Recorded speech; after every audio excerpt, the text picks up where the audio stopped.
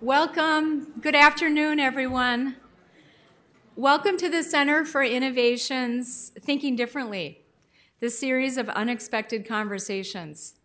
My name is Barb Spurrier. I serve as the Associate Administrator of the Center for Innovation, and it's an honor to be with you today and to welcome our very special guest. First of all, the Center for Innovation created the Thinking Differently speaker series in 2011. And since that time, we have welcomed 5 presenters who have helped us increase our understanding of design and innovation and creativity. A major goal of our speaker series is to facilitate opportunities to learn from outside experts and to think differently about innovation, to introduce new and diverse perspectives to Mayo Clinic. Today, we have the privilege to welcome a true innovator in the field of education, Dr. Michael Crowe. Michael Crowe became the 16th president of Arizona State University in 2002. He is guiding the transformation of ASU into one of the nation's leading universities, an institution that combines the highest levels of academic excellence, inclusiveness, and societal impact. It's been called the New American University. Under his direction, the university is pursuing teaching, research, and creative excellence focused on the major challenges of our time.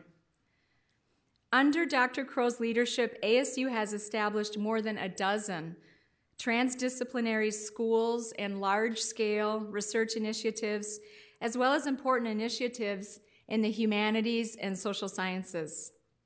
And the university has nearly tripled its research expenditures, completed an unprecedented infrastructure expansion, and announced naming gifts endowing the schools of business and engineering and the Teachers College.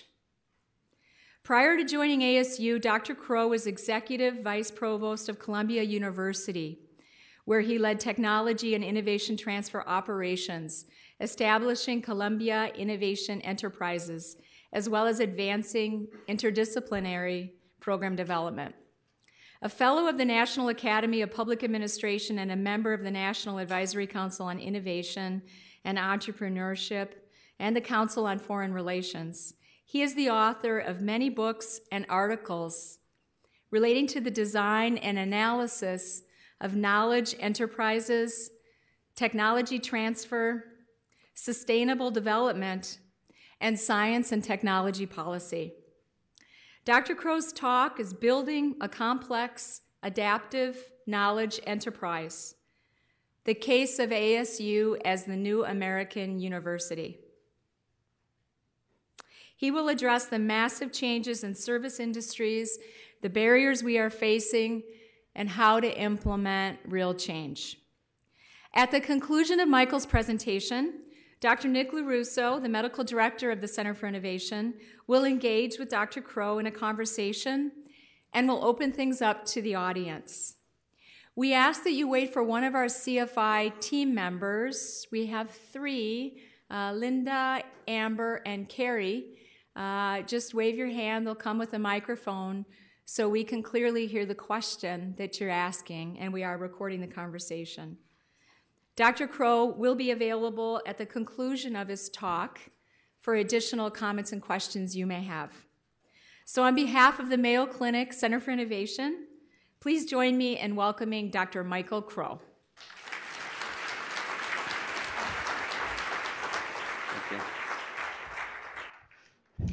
Thanks, Barb. And first, a little prop that I have on the table for you. Don't look at it yet. If you've opened it, you've already been contaminated by the thing that's in it. But don't worry, it's not harmful for a long period of time. And so, just joking. Here's what I'd like to try to do today. First, I need to get you into the right mindset about innovation and organizational change, particularly as it relates to knowledge enterprises. And I found a quote, I think, that best exemplifies something that will help you get into this mindset. And this is a quote by Ralph Waldo Emerson, famous American writer who says that all life is an experiment. All life is an experiment. The more experiments you make, the better. At the time that the Mayo Clinic was initially evolving, it was an experiment. It was a configuration of a new way to deliver health care, a new way to organize that care, a new way to construct. Dr. Plummer's picture is over there from 1901, obviously an individual who, with others, developed massive innovations and organizational changes and ways in which things could be done in a different way and in a different shape. In fact, if I went around just before this meeting and looked at all of these pictures, these are noted individuals who were risk takers and innovators in their time and in their era. So all life is an experiment. The more experiments you make, the better. Now, how do you think differently in large organizations? It's really difficult.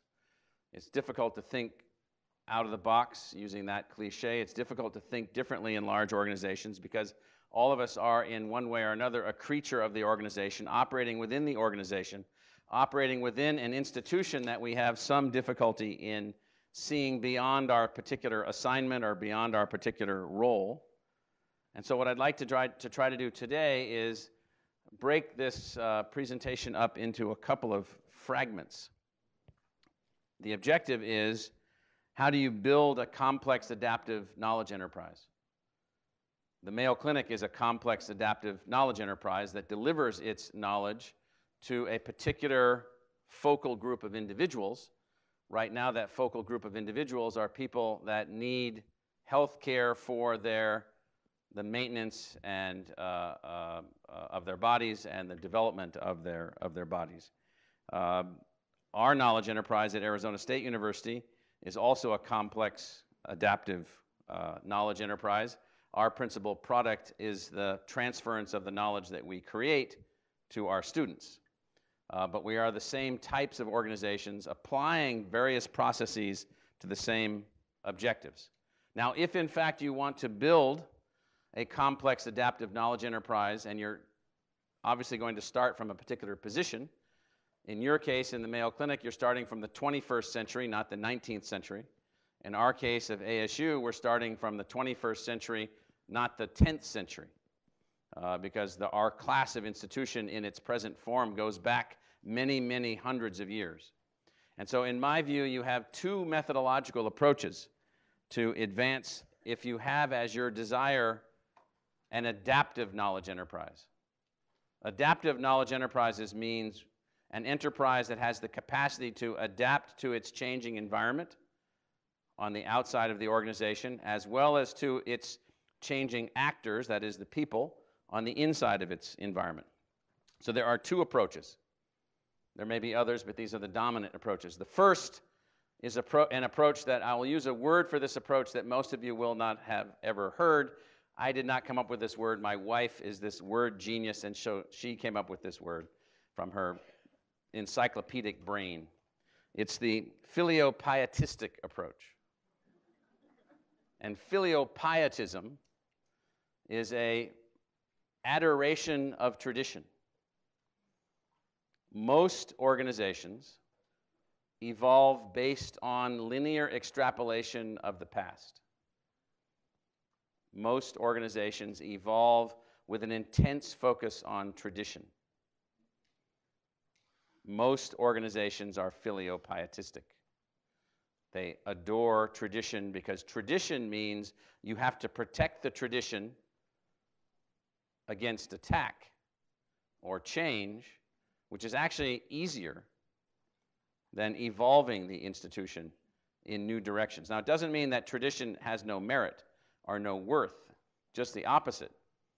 Filiopietism is the adoration of tradition, meaning that tradition is the single most important variable determining each of the decisions that are made within the organization at the present. One way to look at it is to look at it in a time sequence, to think of those that think in the past tense, those that think in the present tense, and those that think and act in the future tense. Filiopietism is that interface between the present tense and the past tense. It's the focus on that the way to move the present tense forward is by this adoration of the past. The second approach is what I call the evolutionary approach, the design approach, the thoughtful engagement in the present, accepting and understanding the past, and from that, finding an evolutionary niche or a pathway in a conscious way through which an organization might be able to advance. And here's where I'm going to actually pull into some literature that I'm actually familiar with, because there's actually people that write about these things that I'm talking about, and they spend a lot of time thinking about these things. And we won't walk through this in an academic way or with an academic logic, but clearly what I can say is that if you are a part of an organization that is taking the filiopietistic way to the future, it's not going to be very interesting because it's going to not necessarily take Emerson's advice or even understand that all of life is an experiment, which is why most organizational forms don't last very long. Most organizational forms don't last. They are replaced, and they are replaced often with shocking speed, unbelievable speed. Because as environmental conditions shift, those that have maintained the status quo in a filiopietistic way are less able to adjust than those perhaps that have thought about the evolutionary approach. And so the specific approach I want to talk a little bit about is what I call strategy making and evolutionary organizational theory. This is the integration of strategy making as an adaptive organizational capability into a planned evolutionary outcome. It's basically the recognition that in the 21st century we have enough capability, enough understanding, enough skill to actually conceptualize a non-random evolutionary process. A non-random process. So all knowledge enterprises, be they a clinic or a university, exist in an ecology. They exist in an ecological setting of organizations and markets and forces and dynamics and so forth, in which strategic initiatives emerge. They emerge. They sometimes emerge from a department. They might emerge from a unit. They might emerge from a university, from an individual. Most of these strategic initiatives, however, in most organizations, unless they think on an evolutionary basis, unless they think in a way in which innovation trumps tradition, they are replicative. They are replicants of behaviors inside the organization already slightly modified, or they are a replication of something going on in another organization that they've observed in the other organization, and they're attempting to plant in their organization. All knowledge organizations operate this way. Most of these organizations will not advance innovations that work against the core culture of the institution, because at the end of the day, unless the core culture of the institution is in and of itself driven by innovation, innovations are 98% of the time defeated by the culture of the organization itself. So the evolutionary process is very, very important to understand here. This notion of this conscious strategy making through evolutionary choice. The key is choice. Back to Emerson, if all life is an experiment, the more experiments you make, the better. What I would add to that, the more experiments you plan and know why you're planning them, the better. If, in fact, you're attempting to evolve your organization to higher levels of success, or you're attempting to evolve your organization to a higher level of impact. So evolution is built around what? The core concept of evolution is the competition for resources and adaptation in the environment to acquire those resources.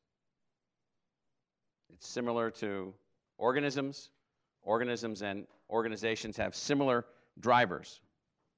Now, to me, the key element in advancing an evolutionary process within an organization built around the idea of innovation is first the clear articulation of an evolutionary outcome. What is the ideal state, always unattainable, because it's so ideal, that the organization wishes to evolve to be? What is that state? In the case of Arizona State University, we have a particular evolved state that we're hoping to work to. If you take your prop and flip it to the back page, the white page, it says vision. Our evolutionary ideal, our evolutionary outcome is that vision. To establish ASU as the model for a new American university, not measured by who we exclude, but rather by who we include and how they succeed. That is a highly differentiated model for a research university, believe me. I don't know if it will ever be attainable or not. I won't walk all the way through it, but the first step is the articulation, the clear articulation of an evolutionary outcome. Where are we going? What are we attempting to achieve? What is the idealized form? The idealized outcome. The two other elements of this particular outcome are, first, we will not measure our success based on exclusion, but based on achievement. Second, that we will do research for which the public outcome is actually measured. And third, we will take measurable responsibility for the outcome of our community. You might notice that none of those have to do with the institution. This is an idealized vision. This is an evolutionary objective. Can we make decisions? Can we innovate? Can we adapt? Can we make changes that will enable us or empower us to be able to make it to this idealized form? Second, is there a clear articulation in this evolutionary model? And this goes back to this idea of design as the principal art form that's of use here and of particular utility. Is there a clear articulation of the evolutionary design? That is, if you have this idealized vision, this evolutionary goal, you're evolving to become what? If you're just managing an organization, you're not evolving to become anything. You're just managing the organization. If you're just managing your knowledge enterprise to produce more knowledge, you're not necessarily evolving. You may be producing fantastic knowledge, then shifts outside of the organization will be such where you will cease to exist. A little bit about my own background, and Dr. LaRusso and Barbara and others don't even necessarily know this, so my actual technical area is knowledge enterprise architecture. So that's my academic area. I design knowledge enterprises. I design knowledge enterprises. I've been an advisor to 35 governments around the world, for instance, through the years, where my objective has been to design knowledge enterprises that can help a country to achieve certain economic objectives, social objectives, cultural objectives, and military objectives. Notice I don't mention scientific objectives or technological objectives. That's not why governments actually invest in those things. There's some interest in investing in things just for the scientific objectives, but mostly people invest in things, in healthcare, in science, in other things, because of the broader objectives that can be attained. And so the second thing beyond the articulation of the evolutionary objective, that is, what are you working toward, is the articulation of what I call the evolutionary design aspirations. What do you wish were the design aspirations of the organization? So if you turn to this black part of your handout, design aspirations, you'll see 8 of them. And these were articulated many years ago because they take many years to achieve. Many years to achieve. These design aspirations are what we perceive to be the characteristics of our organization a major public research university operating in a very diverse, fast-changing metropolitan area. These design aspirations are those things that we wish we were. We wish we could fuse intellectual disciplines together. We wish we were more socially embedded. We wish that we could enable student success regardless of the number of students we had or the financial backgrounds that our students came from or come from. We wish we valued entrepreneurship more. So these 8 design aspirations in the context of evolutionary processes, if this white part is the evolutionary objective, these are the evolutionary pathways in which the entire organization must get behind in its resource allocation to achieve, ultimately, the evolutionary vision. Now, how does this work? Well, it turns out there is a very significant literature and a very significant body of practice around the implementation of these 2 evolutionary objectives. So you need to sort of bear with me a little bit here because I've tried to demystify this a little bit or draw it down from the literature where they use too many technical terms. And so once you have the evolutionary objective, unless you're managing your organization to an evolutionary objective that is an ideal state, unless you're doing that, you're just managers. You're just running the store. You're basically running Walmart or some other retail outlet, either in the education business or the health business or whatever. You're just delivering services. People are paying for the services, delivering the services, paying for the services, paying for the product, delivering the product, whatever it happens to be. Organizations like ASU and the Mayo Clinic, well, we don't think that way. We think this way. What is the evolutionary objective? What are the design outcomes that you want from the evolutionary process? Those are your conscious efforts to lay that out. And so once you have done that, then how do you implement it? The first thing that you have to do is you have to allow for, at all levels of the organization simultaneously, variation of routine. Routines must be made variable as opposed to fixed by individuals, by groups. And I'm not talking about innovations that are technical, like the development of a new robot or something like this or something like that. I'm talking about how the organization works and innovates. So variation of routine. Now, for those of you that are biologists and will remember to your ecology class or to your evolutionary biology class, you'll remember that variations in routine produce what? What? Selection. Selection. Now, in this context, the way I'm using selection, and this is how we've worked at ASU, you create an environment where you have an evolutionary goal and an evolutionary set of design objectives, and now you're allowing for variation of routine.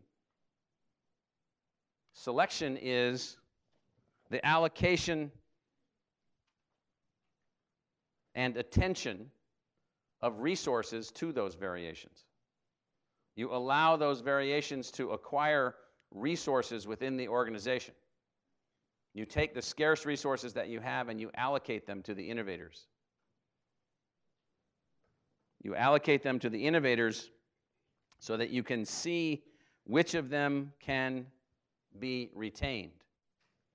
So again, the process is allow for variance in the routine, select those variances in the routine in one way or another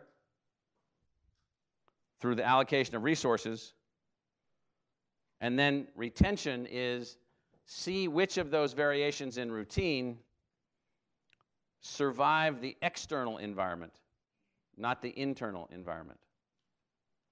The external environment comes down to resources, it comes down to lots of things. But can those variations in routine be retained and advanced? Now, in our case, here's the way that we work, and I'm just setting up the discussion here. So that's what I'm trying to do in my time allocation.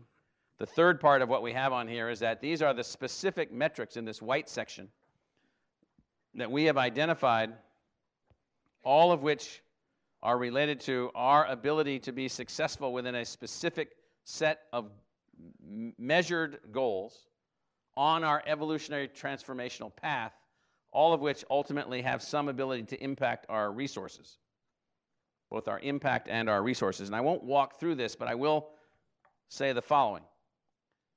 Since we began this conscious process, we have not tripled our research activity, we have quadrupled our research activity.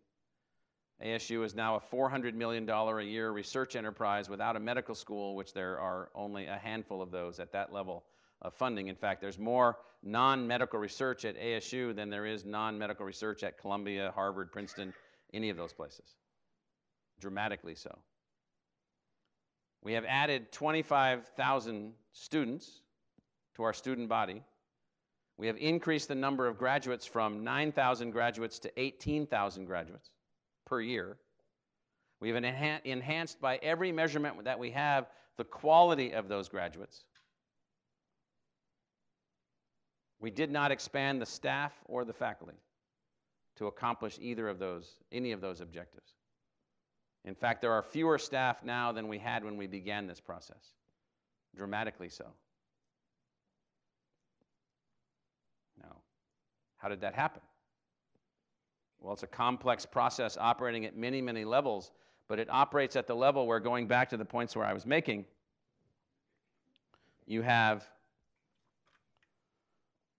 and we have created an environment where the variation of routine is expected. Surely there's a better way to teach freshman math. Surely there's a better way to organize our social scientists together. Surely there's a better way to do this, or to do this, or to do this, or to do this. And then you allow those variations of routine to emerge. You acquire internal or external resources to, in a sense, bet on, experiment with. Your organization has to go into a mode where limited experimentation is allowed. And then you see what happens, measuring every single outcome that you can possibly measure along the way. So in our case, we have a very complex world that we live in. I know you guys are not affected by government policy at all, or what the government funds or what they don't fund. And so in our case, along the way, in the middle of this, we lost, the equivalency would be for you all, we lost 55% of our public support per student. 55%. 40% of our revenue from the government of Arizona. A huge external threat. A huge environmental change. Because we had been involved in trumping tradition with innovation, moving from a filiopietistic model to the evolutionary model. We were well along that path when we encountered that abrupt environmental shift outside of the institution. That was in 2009. Now imagine 55% of our support on a per student basis gone.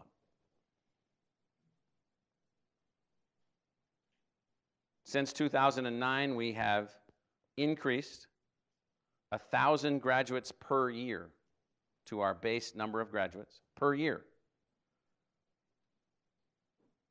We have found 8 or 9 new revenue sources. We have found productivity increases in our employees that were unimagined. We have over 50 technology partnerships in our educational core that we didn't have in 2009.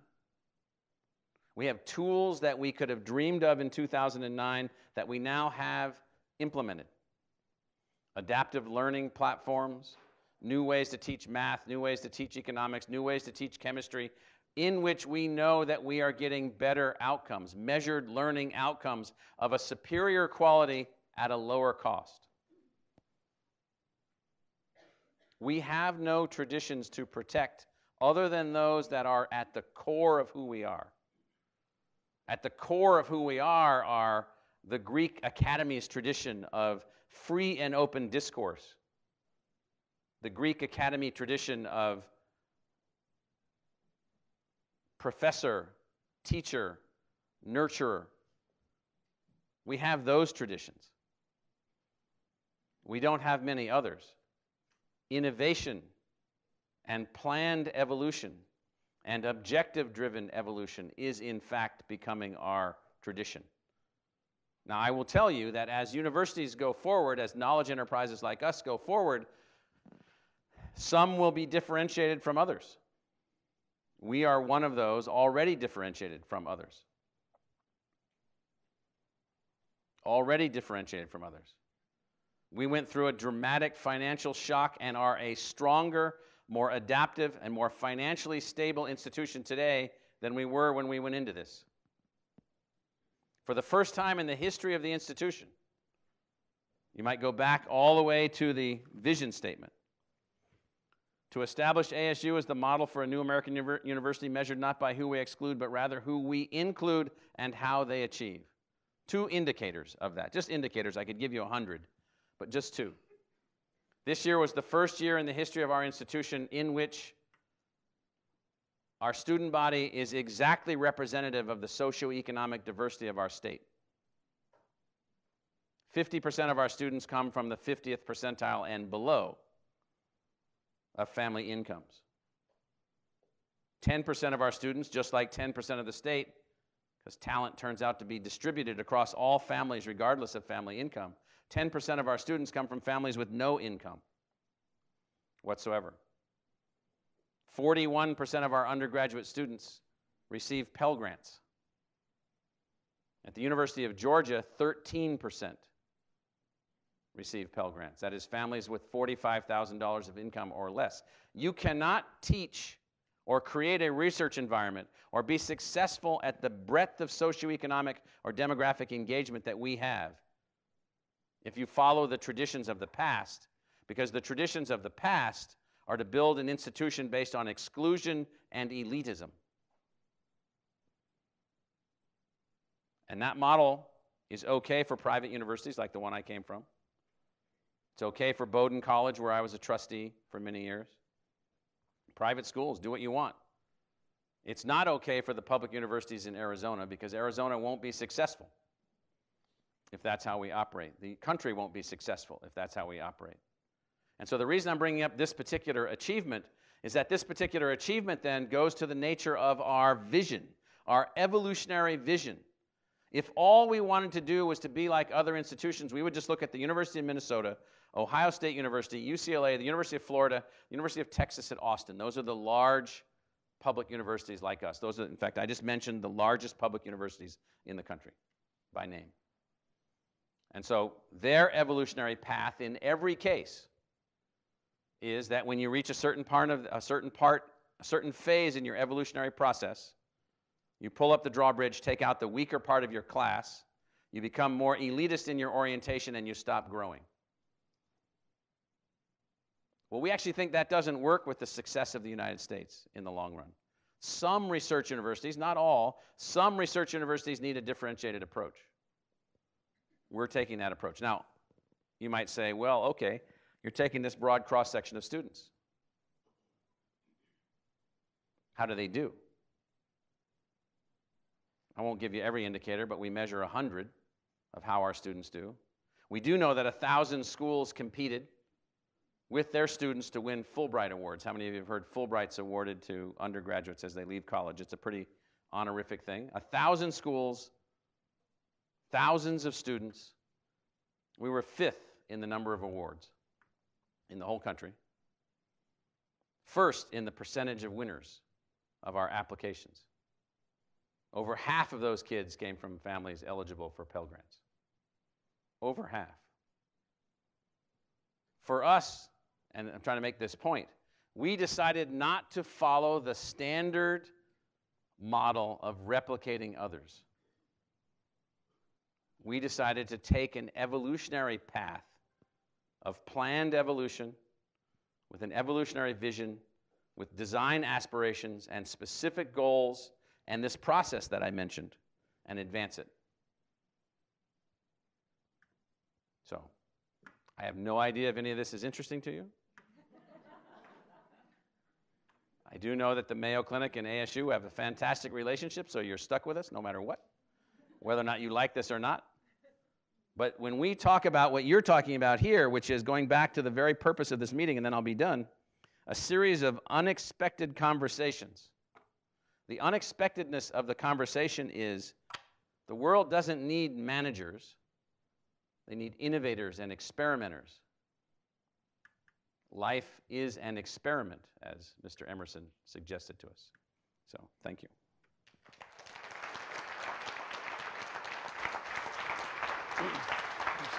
Jim, can you just throw it on the table?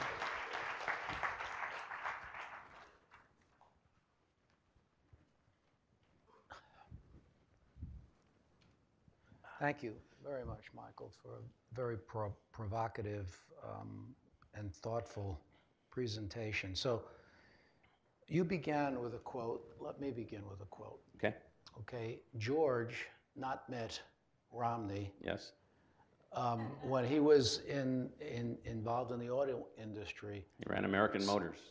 He said that there's nothing more vulnerable than the arrogance of success. Mm-hmm.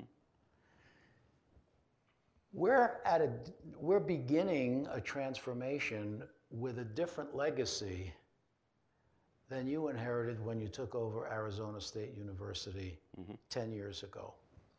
How do you see the challenges as being similar and different for an organization that has 150 years of prominence and success, but nevertheless is committed to retaining its fundamental values, but transforming itself in other ways? Right. There's similarities. The knowledge enterprise nature is similar. The fact that the Mayo Clinic is the entity to be replicated by others, that is the lead position that Mayo has held for a very long period of time, puts Mayo in an advantage so long as the waves on the outside are not too high. In our case, ASU is trying to become the more unique entity. Mayo already has that characteristic. The question is then the adaptability of the present model, either the ASU model or the Mayo model. We have made adaptability and innovation, our main thing that managers and executives and employees and others focus on. We've made that a part of who we are, and it's paying huge benefits to us. I don't know enough about the inner workings of Mayo to know whether or not that is the case inside Mayo. I know there's pockets and initiatives and 3 areas of focus and new kinds of ways of doing things and so forth, so all that's going on. The risk would be around any institution is becoming self-satisfied. And that's this arrogance that George Romney was talking about. I think to some extent that's one of the things befuddling the United States right now. We've been very successful as a country, and we became overly satisfied with our success, not realizing that we don't live in a static world. We actually live in a dynamic world of very strong evolutionary forces. Mayo Clinic lives in a very strongly evolutionary-driven world also. And so the key in Mayo, I think, is going to be never being satisfied.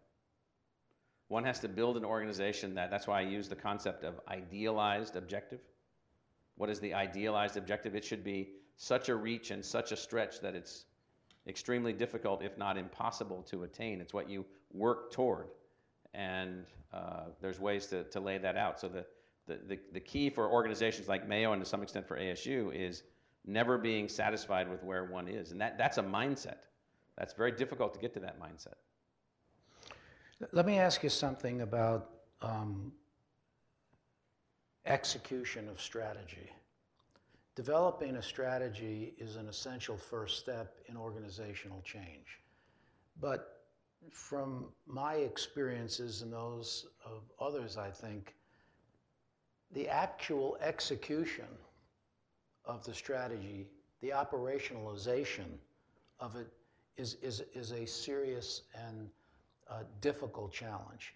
Can you shed some light for us on whether you had any difficulty executing your strategy and what those difficulties look like and what tactics you used to deal with them? We had lots of difficulties until we could convince people that the evolutionary objective, the vision, was in fact the vision, and that wasn't going to change. And so this notion of this building the institution around inclusion versus exclusion, building and looking at this notion of the way Mayo has the patient as the prime focus, we had to go from a faculty-centric culture to a student-centric culture.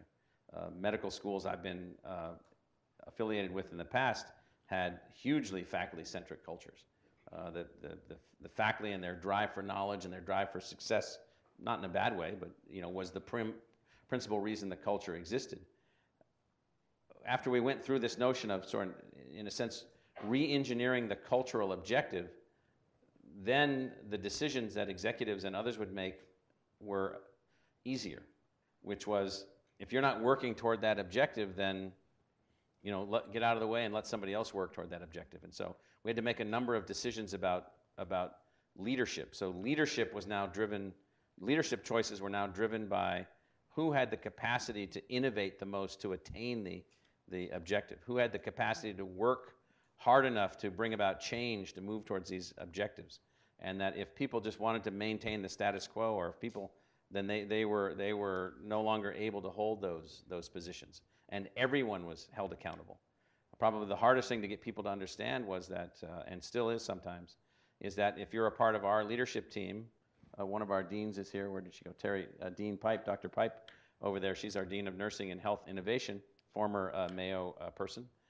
So she knows, as one of our 17 deans, that if you don't get along with the other deans, then you're out. It won't work. You have to work with other people. So we had to make decisions like that along the way, because it can't be done by individual heroes. It has to be done by the team, the group being committed to this evolutionary process towards this objective. And I think the objective is the single most important thing. In any large organization, in spite of how much one tries to avoid it, silos evolve. Entities that are separate from each other, and maybe acknowledge and articulate their commitment to the overall direction, but frequently focus on their own internal incomes and et cetera. I know from our discussion last night, you addressed that and you made some major changes that you thought reduced the silos that existed. Could you share that? Yeah, so we made 69 structural changes where we had departments or units that used to exist that don't exist anymore. We blended those together in new constructs and then gave charges to those constructs that were less guided by what we call invisible forces outside of the institution. So the political science department running around saying, oh, well, we're doomed if we don't have 3 more South Asian specialists. We're like, who says that? Well, the other political science departments have that. Who cares? What do you need? What do we need? What do we need to be successful? So we did a lot of that. The other thing that we don't do, or didn't, and adamantly don't do, is even at the university level, in resources in the more than $1 billion a year, we don't have units earn and keep their own resources. All resources are put into a community pot and then reallocated to units based on what they need, with incentives for innovation and adaptation, incentives for innovations that retain more students and move them to successful graduation, financial incentives for innovations themselves, developing new programs, advancing these new programs, and making those things happen. So we changed financial structure, administrative structure, and then even the role of the executives. So at what we call academic executives, deans and above, those individuals have to work on behalf of the entire team. So we created a not very sophisticated process yet, but a process that we use called meta planning. So if you're doing anything that has anything to do with what might go on in another unit, you don't get to work by yourself. So if you're hiring faculty in an institute that might have a relationship with the life sciences school and the engineering department and the business school, all of those entities have to be together to advance. No entity can veto what's going on, and no one can slow it up using bureaucratic delay as the mechanism to get one's way. You have to get on board and plan together and work together and think together. And so what was the fallout in terms of the changes in leadership that must have evolved from resistance to this type of monumental change in the organizational structure of the university? There wasn't much fallout that was worth worrying about, because if the person isn't interested in advancing the organization to the objective, then they should not be in a leadership role. There's lots of things they can do in the organization, but not be in a leadership role. And so it wasn't so much the fallout as much as the process through which one sorts to find the innovators, to find those that have the capability of working together. And so it's not so much fallout. Certainly there were people that were unhappy. We did a major re-engineering of 3 weak biology departments that were remnants of decisions that had been made in the decades previously, all of which were accommodations to personality that somebody made in the 1960s or 70s or 80s. And so we looked at these 3 weak departments and we said, you're just weak. We should just probably eliminate you, and so, but before we do that, why don't we go through a process where you take these design aspirations that we have and you build an idealized design for what you think, clean slate, what would be the best structure and design for the life sciences that you could possibly imagine. So we did that. At that time, I think we had 110 or 115 faculty members, 110 faculty members in life science, in those 3 departments, 3 biology departments. So they came up with this brilliant idea, and of the 110 faculty members, 95 thought it was a good idea and were willing to go with it, and 15 didn't like it. Now, in a normal academic institution, I don't know about a clinical or a medical institution, it's dead at that point. 15 is enough to, particularly depending on who some of the 15 might be, it's over. And so we said, no, 95, that's more than enough, we're moving forward.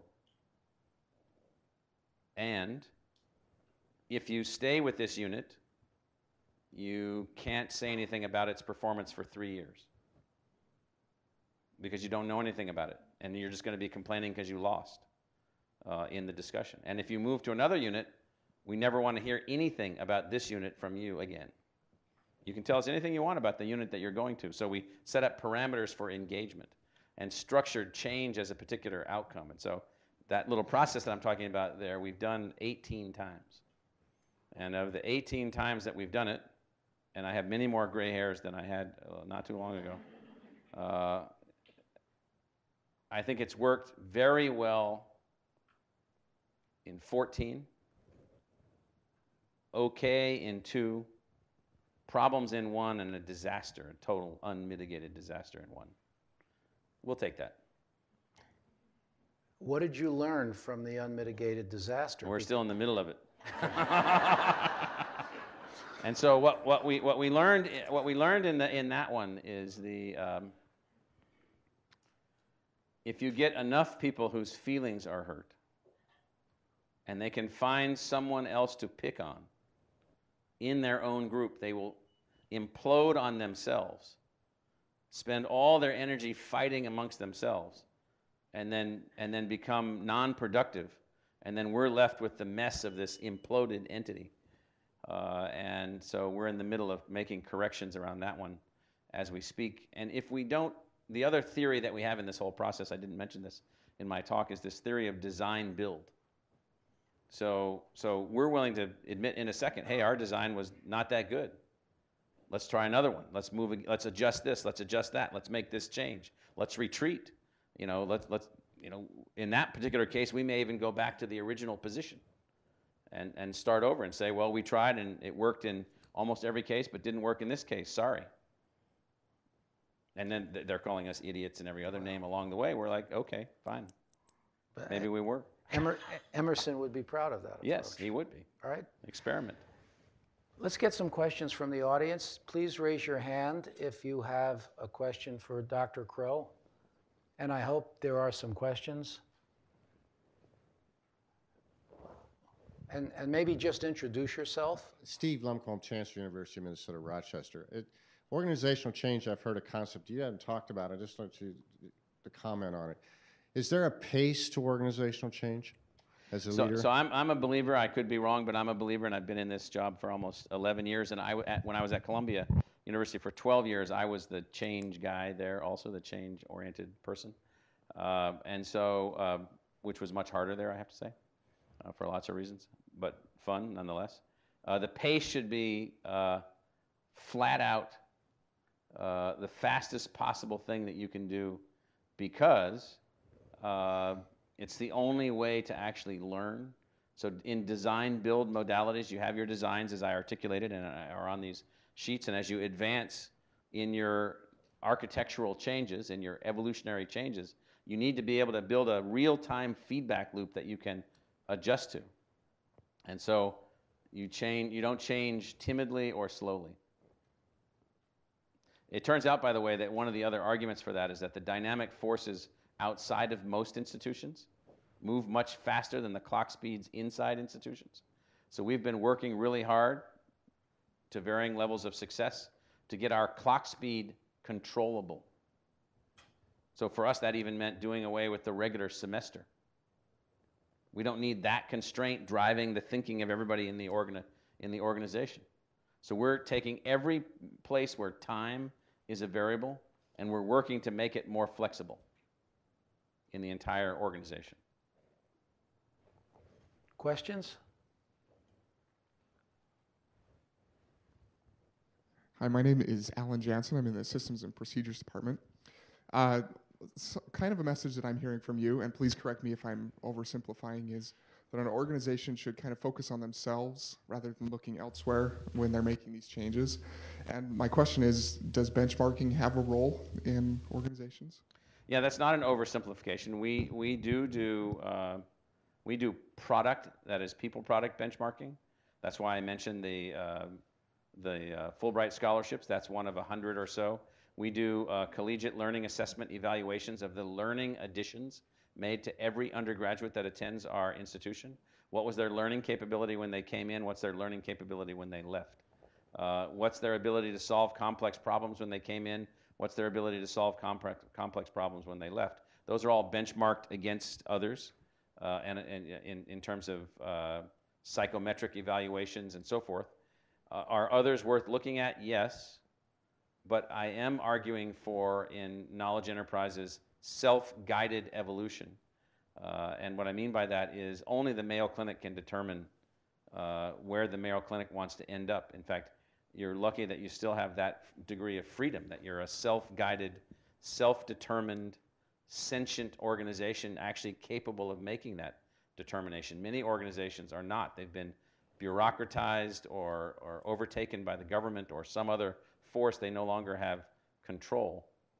And so, do you want to take ideas from others? Certainly, we've taken ideas. We have ideas that we've taken from the Mayo Clinic and implemented at ASU, ideas we've taken from other universities and implemented, people that we've brought in from other places to implement new things. But we're not looking at a set of metrics that say, oh, we want to be like that institution. We're not doing that. We're not them. We're not in Columbus, Ohio. We're not in the Twin Cities. We're not in Los Angeles. We're somewhere else.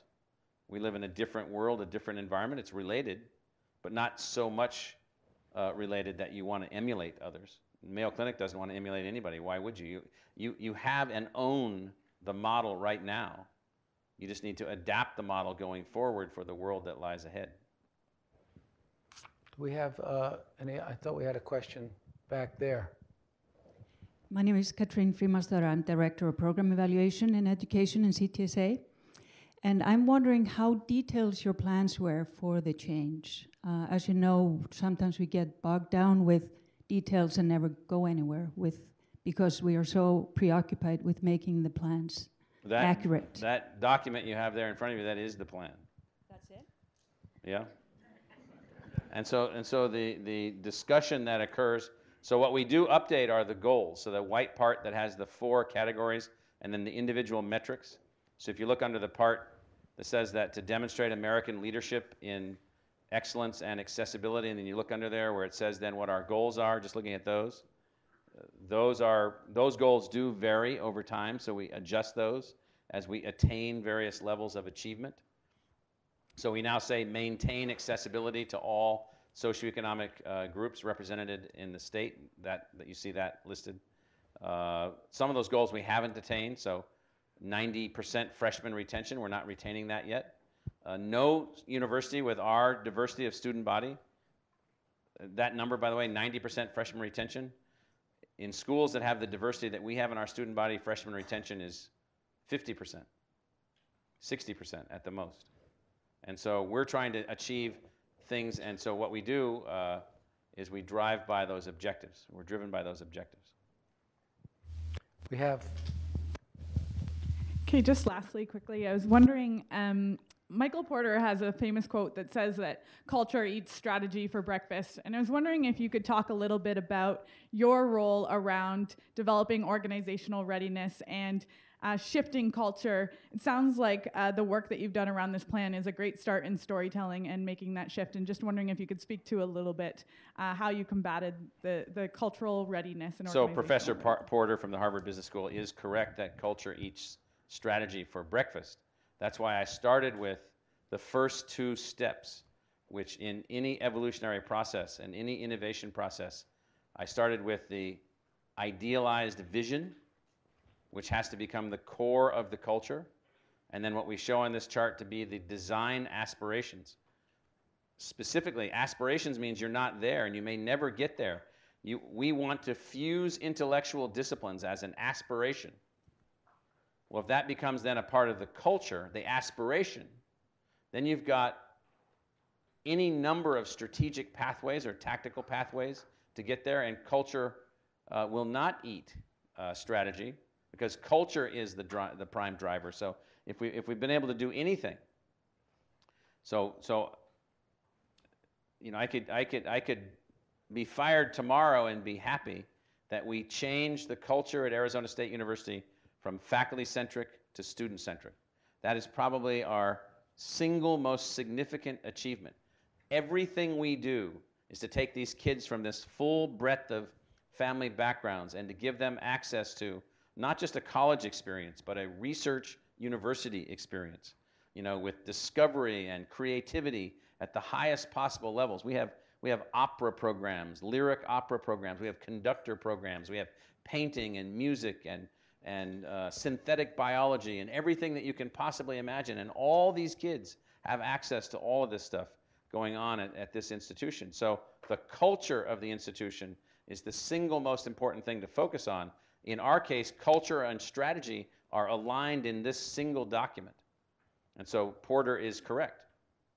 I used to follow him around, by the way. So the ministries of science and technology in different countries would hire him to deal with, to present his models for national systems of innovation, and then I was always the critique of his work.